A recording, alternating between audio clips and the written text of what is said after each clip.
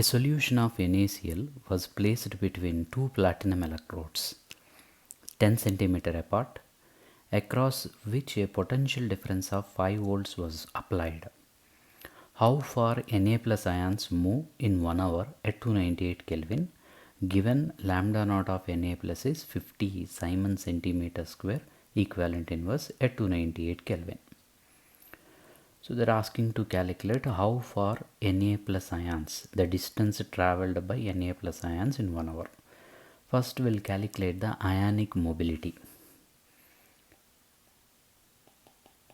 Ionic mobility is equal to lambda naught of Na plus by Ef.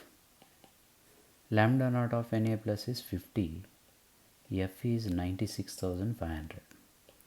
Here we'll get the value 5.18 into 10 power minus 4 centimeter square second inverse volt inverse. That is ionic mobility. Now we can calculate the potential gradient applied. Potential gradient applied. Potential gradient applied is equal to potential difference applied is 5 by distance between the platinum electrodes is 10. 5 volt 10 centimeter. You get 0.5 volt centimeter inverse. That is potential gradient applied. Then speed of Na plus. Speed of Na plus is equal to ionic mobility into potential gradient. Potential gradient.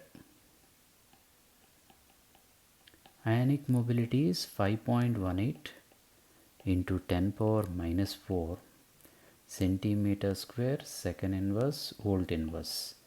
Potential gradient is 0.5 volt centimeter inverse. Then we'll get here 0.5 into 5.18, 2.59 into 10 power minus 4 centimeter second inverse. That is speed of Na plus. Now distance travelled by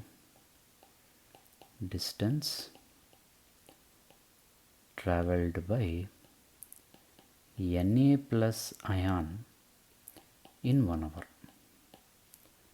That is equal to